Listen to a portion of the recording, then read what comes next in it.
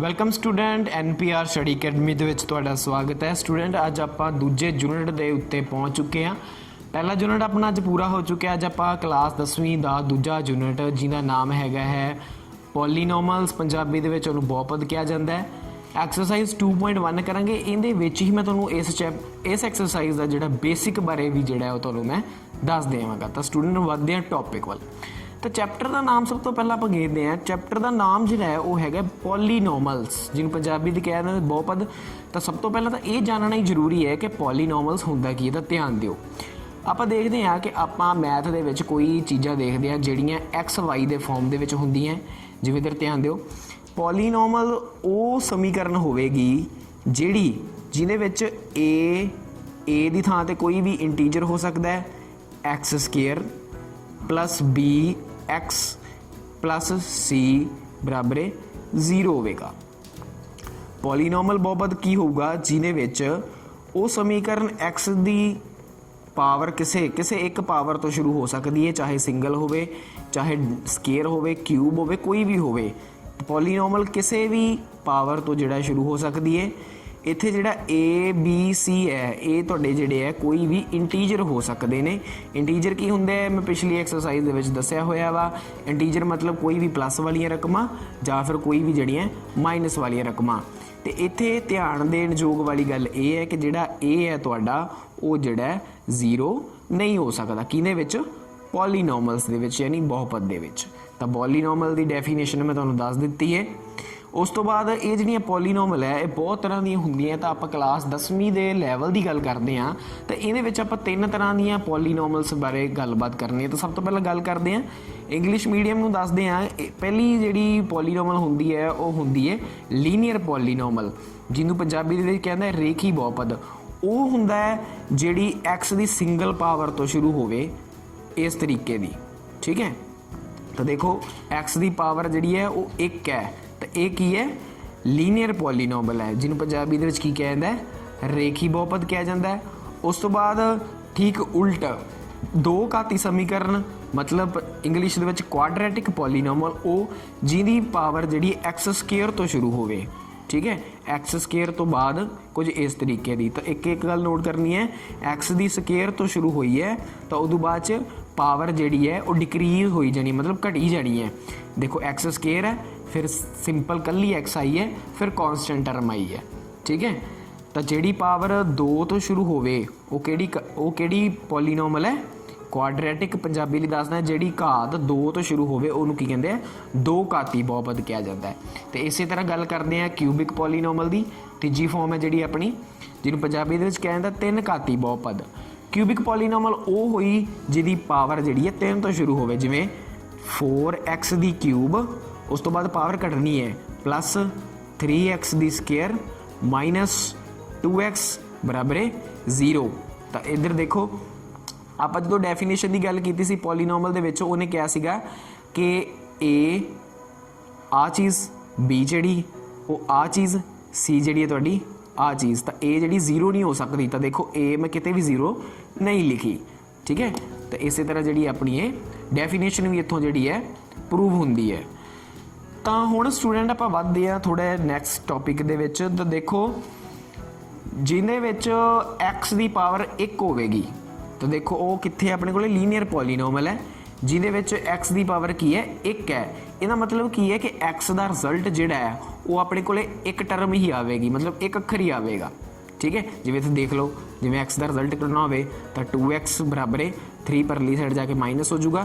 तो x कितना आ जाऊगा, 2 नीचे चल जाऊगा, -3/2।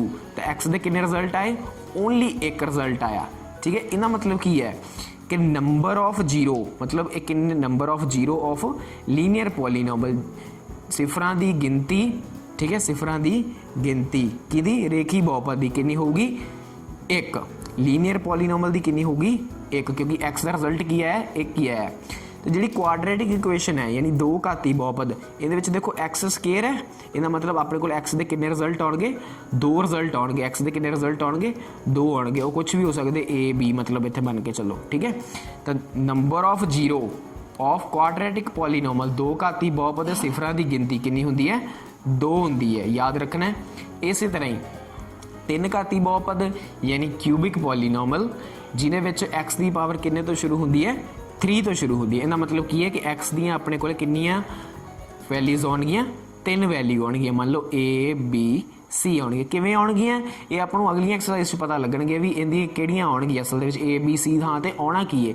ये जदों आपां स्टैप बाय स्टैप एक्सरसाइज दा करदे जावांगे 2.2 2.3 4.1 4.2 उत्थे आपां नूं पता लगेगा कि x दियां वैल्यूज़ आपां किवें फाइंड आउट करनी है। तां इह तीजे दी गल कर चुके हैं। तो number of zero of cubic polynomial तीन घाती बहुपदरां दी सिफरां दी गिनती कितनी हुंदी है 3 ही हुंदी है। ठीक है चलो ये तो आपको तां पता लगता है कि 3 होना 2 होना 1 होना क्योंकि आपको एक्स की पावर तो शुरू हो ही जा रहा है। हुण देखो जिवें एक्स की पावर इत्थे 3 है ठीक है तो आपको पता लगता पाया कि इहदे कितनियां सिफर होणगियां यानी कितनियां जीरो होणगियां नंबर ऑफ जीरो कितनियां होणगियां 3 होणगियां। इत्थे कितना 2 है तो आपको पता लगता पाया नंबर ऑफ जीरो कितने होणगे 2 होणगे। इत्थे एक्स की पावर 1 है तो आपको पता लगता पाया नंबर ऑफ जीरो की होणगियां 1 होणगियां। पर उत्थे की करांगे जिथे आपां नूं ये चीज़ां ना दित्तियां होणगियां तो आपां नूं ये कह दिता जावे कि इहदे पता करो कि नंबर ऑफ जीरो कितना है यानी सिफरां की गिनती कितनी है। पर आ चीज़ आपां नूं गिवन ना होण तो ये चीज़ पता करने लई आपां एक्सरसाइज 2.1 वल वधदे आ। एक्सरसाइज 2.1 दे विच उहने आपां नूं कहा कि फाइंड नंबर ऑफ जीरो उही गल जो मैं तुहानूं कही सी कि सिफरां की गिनती पता करो। पर इत्थे आपां नूं कोई इक्वेशन नहीं दित्ती गई ना ही कोई लीनियर इक्वेशन दित्ती है ना ही आपां नूं क्वाड्रेटिक दित्ती है और ना ही आपां नूं जिहड़ा कोई क्यूबिक फॉर्म वाली इक्वेशन दित्ती है। तो सिर्फ आपां नूं ग्राफ दे दिता गया है। तो इहदे विच आपां नूं हुण किवें पता लगेगा कि how many number of zero ने इस दे विच।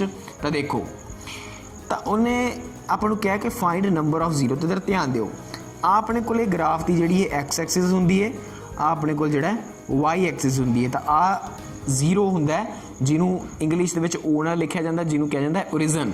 ठीक है तो इधर देखो इधर हम आपको किमें पता लगे कि कितनी नंबर ऑफ जीरो ने। तो इधर देखो सिंपल ही है सवाल बहुत सौखे सवाल है। देखो आ जी लाइन है ये आपको पता है कि ये जो पास करती पई है इस वाई एक्सिस नू ठीक है बट एक्स एक्सिस नू किते नहीं कटती पई। ठीक है एक्स एक्सिस दे विच किते भी नहीं जोड़ा आपू कट करती पई। तो दूजे सवाल वाल देखो आ जी लाइन है ये इधरों पास होके एक्स एक्सिस नूं एक थां ते कटदी पई है। इहदा मतलब इहदियां नंबर ऑफ जीरो कितनियां ने 1 है। पर इहदे विच तां ये एक्स एक्सिस ते किते भी नहीं कटदी पई। इहदा मतलब की है इहदियां नंबर ऑफ जीरो जोड़ा कोई भी नहीं है। तो इहदे आपां लिखांगे इंग्लिश वाले पहला नोट कर रहे हैं आपां लिखांगे the number of zero is zero because graph does not cut x axis।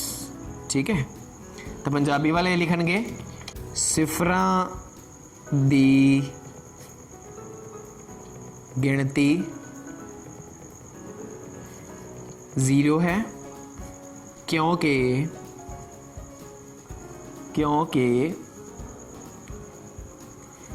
Graph x तुरे नू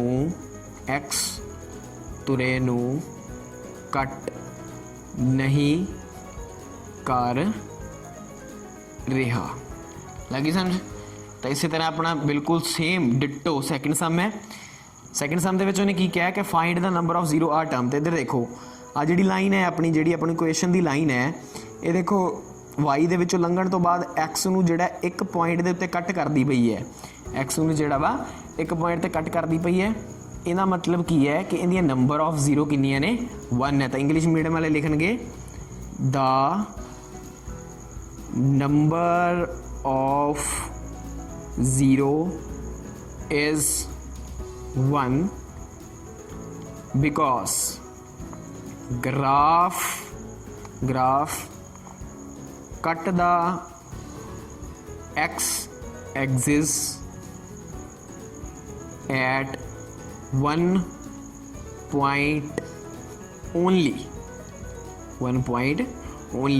पंजाबी वाले लिखणगे सिफरां की गिनती 1 है क्योंकि ग्राफ एक्स धुरे नूं एक बिंदु ते कट रहा है। तो इसी तरह अपना थर्ड सम देखो उहदे विच देखो नवीं गल है आ जिहड़ी इक्वेशन की जिहड़ी लाइन है ਤੇ ਇਹ ਜਦੋਂ ਇੱਥੋਂ ਪਾਸ ਹੋਣ ਤੋਂ ਬਾਅਦ ਐਕਸ ਐਕਸਿਸ ਨੂੰ ਦੋ ਥਾਵਾਂ ਤੇ ਕੱਟ ਕਰਦੀ ਪਈ ਹੈ, ਇੱਕ ਇੱਥੇ ਕੱਟ ਕਰਦੀ ਪਈ ਹੈ, ਇੱਕ ਇੱਥੇ ਕੱਟ ਕਰਦੀ ਹੈ। ਤਾਂ ਆ ਸਾਰੀ ਲਾਈਨ ਡਿਟੋ ਲਿਖਣੀ ਹੈ, ਬਟ ਇੱਥੇ ਜਿਹੜਾ ਤੁਸੀਂ ਟੂ ਪਾ ਦੇਣਾ ਹੈ। ਠੀਕ ਹੈ, ਤੁਸੀਂ ਕੀ ਲਿਖੋਗੇ ਆ ਸੇਮ ਜਿਹੜਾ ਤੁਸੀਂ ਇਸ ਚੀਜ਼ ਨੂੰ ਜਿਹੜਾ ਸੇਮ ਐਜ਼ ਇਟ ਇਜ਼ ਉਵੇਂ ਲਿਖ ਦੇਣਾ ਹੈ। ਤਾਂ ਬਟ ਤੁਸੀਂ 1 ਦੀ ਥਾਂ ਤੇ ਕੀ ਪਾ ਦੇਣਾ ਹੈ 2, ਇਸ ਥਾਂ ਤੇ ਵੀ ਲਿਖਣਾ ਹੈ 2। ਤਾਂ ਕੀ ਲਿਖਣਾ ਹੈ the number of 0 is 2 because graph ਕੱਟ ਦਾ x axis at 2 point only, 2 ਪੁਆਇੰਟਾਂ ਦੇ ਉੱਤੇ ਕੱਟ ਕਰ ਰਿਹਾ। ਤਾਂ ਪੰਜਾਬੀ ਵਾਲੇ ਲਿਖਣਗੇ ਸਿਫਰਾਂ ਦੀ ਗਿਣਤੀ 2 ਹੈ ਕਿਉਂਕਿ ਗ੍ਰਾਫ ਐਕਸ ਧੁਰੇ ਨੂੰ 2 ਬਿੰਦੂਆਂ ਦੇ ਉੱਤੇ ਕੱਟ ਕਰ ਰਿਹਾ ਹੈ। ਸੇਮ ਇਸੇ ਤਰ੍ਹਾਂ ਚੌਥਾ ਸਵਾਲ ਹੈ, ਇੱਧਰ ਦੇਖੋ ਇੱਥੇ ਵੀ ਗ੍ਰਾਫ ਜਿਹੜਾ ਹੈ ਉਹ 2 ਬਿੰਦੂਆਂ ਤੇ ਕੱਟ ਕਰ ਰਿਹਾ ਹੈ। ਠੀਕ ਹੈ, ਇੱਥੇ ਜਿਹੜੀ ਇਕੁਏਸ਼ਨ ਦੀ ਲਾਈਨ ਹੈ ਆ ਵਾਲੀ, ਇਹ ਐਕਸ ਐਕਸਿਸ ਨੂੰ 2 ਬਿੰਦੂਆਂ ਤੇ ਜਿਹੜਾ 2 ਪੁਆਇੰਟਾਂ ਤੇ ਜਿਹੜਾ ਕੱਟ ਕਰ ਰਹੀ ਹੈ। ਤਾਂ ਇਹ ਸੇਮ ਲਾਈਨ ਨੂੰ ਇਸੇ ਤਰ੍ਹਾਂ ਡਿਟੋ ਕਾਪੀ ਜਿਹੜਾ ਤੁਸੀਂ ਇੱਥੇ ਲਿਖ ਦੇਣਾ। ਓਕੇ, ਸਮ ਬਹੁਤ ਈਜ਼ੀ ਨੇ। ਇਸੇ ਤਰ੍ਹਾਂ ਜਿਹੜਾ ਆਪਾਂ 5th ਸਮ ਦੇਖਦੇ ਹਾਂ ਤਾਂ ਇਹਦੇ 'ਚ ਧਿਆਨ ਦਿਓ। ਇਹਦੇ ਵਿੱਚ ਦੇਖੋ ਆ ਜਿਹੜੀ ਆਪਣੀ ਕੋਲ ਲਾਈਨ ਹੈ, ਇਕੁਏਸ਼ਨ ਦੀ ਲਾਈਨ ਕਿਹਾ ਜਾਂਦਾ, ਸਮੀਕਰਨ ਦੀ ਜਿਹੜੀ ਲਾਈਨ ਇਹਨੂੰ ਕਿਹਾ ਜਾਂਦਾ ਹੈ। ਇਹ ਐਕਸ ਐਕਸਿਸ ਨੂੰ ਦੇਖੋ ਕਿੰਨੇ ਪੁਆਇੰਟਾਂ ਤੇ ਕੱਟ ਕਰ ਰਹੀ ਹੈ 1 2 3 4। ਤਾਂ ਇਹ ਲਾਈਨ ਨੂੰ ਤੁਸੀਂ ਜਿਹੜਾ ਹੈ ਸੇਮ ਉਸੇ ਤਰ੍ਹਾਂ ਸਾਰਾ ਕੁਝ ਉਵੇਂ ਹੀ ਲਿਖਣਾ ਹੈ। ਮੈਂ ਨਹੀਂ ਲਿਖ ਰਿਹਾ ਕਿਉਂਕਿ ਵੀਡੀਓ ਦਾ ਲੰਬੀ ਬਣ ਜਾਵੇਗੀ, ਇਸ ਕਰਕੇ ਤੁਸੀਂ ਉਵੇਂ ਹੀ ਲਿਖਣਾ ਸਾਰੀ। ਜਦੋਂ ਤੁਸੀਂ ਫੇਰ ਕਾਪੀ 'ਤੇ ਨੋਟ ਕਰਨ ਲੱਗੋਗੇ ਤਾਂ ਇਹਨੂੰ ਜਿਹੜਾ ਐਜ਼ ਇਟ ਇਜ਼ ਉਵੇਂ ਹੀ ਲਿਖਣਾ ਜਿਵੇਂ ਮੈਂ ਪਹਿਲੇ ਸਵਾਲ ਦੇ ਵਿੱਚ ਲਿਖਿਆ। ਤਾਂ ਇੱਥੇ ਤੁਸੀਂ ਸਿਰਫ ਕੀ ਪਾ ਦੇਣਾ 4 ਪਾ ਦੇਣਾ ਹੈ। ਠੀਕ ਹੈ, ਤਾਂ ਇੱਥੇ ਤੁਸੀਂ ਲਿਖਣਾ the number of 0 is 4 because graph ਕੱਟ ਦਾ x axis at 4 point only. Punjabi ਵਾਲੇ ਲਿਖ ਦੇਣਗੇ ਕਿ ਸਿਫਰਾਂ ਦੀ ਜਿਹੜੀ ਗਿਣਤੀ ਹੈ ਉਹ 4 ਹੈ ਕਿਉਂਕਿ ਗ੍ਰਾਫ ਐਕਸ ਧੁਰੇ ਨੂੰ 4 ਬਿੰਦੂਆਂ ਦੇ ਉੱਤੇ ਕੱਟ ਕਰ ਰਿਹਾ ਹੈ। ਠੀਕ ਹੈ, ਇਸੇ ਤਰ੍ਹਾਂ ਜਿਹੜਾ 6th ਸਮ ਦੇਖੋ, ਇੱਧਰ ਦੇਖੋ ਗ੍ਰਾਫ ਜਿਹੜਾ ਹੈ ਆ ਜਿਹੜੀ ਇਕੁਏਸ਼ਨ ਆਫ ਲਾਈਨ ਹੈ ਇਹ ਆਪਾਂ ਨੂੰ 1 2 3 3 ਬਿੰਦੂਆਂ ਤੇ ਜਿਹੜੀ ਇਹ ਕੱਟ ਕਰ ਰਹੀ ਹੈ ਨਾ, ਐਕਸ ਐਕਸਿਸ ਨੂੰ 3 ਬਿੰਦੂਆਂ ਤੇ ਕੱਟ ਕਰ ਰਹੀ ਹੈ। ਤਾਂ ਇਹ ਲਾਈਨ ਨੂੰ ਤੁਸੀਂ ਇੱਥੇ ਸਾਰਾ ਕੁਝ ਉਵੇਂ ਲਿਖ ਕੇ ਨੀਚੇ ਲਿਖ ਦੇਣਾ ਹੈ। यही चीज़ लिखनी है the number of 0 is 3 because graph cut the x axis at 3 point only. तो स्टूडेंट इहदे नाल अपनी 2.1 एक्सरसाइज पूरी हुई, बहुत ईजी सी। आई होप स्टूडेंट तुहानूं बेहतरीन तरीके दे नाल पता लग्या होवेगा। स्टूडेंट इस तरह दी वीडियोज़ होर देखने के लिए चैनल LPR स्टडी अकैडमी नूं सबसक्राइब करो। जे तुहानूं किसी भी सवाल दे विच कोई प्रॉब्लम आई है तो तुसीं कमेंट दे विच मैनूं दस सकदे हो, मैं तुहाडी प्रॉब्लम दा जिहड़ा सल्यूशन कड्डांगा।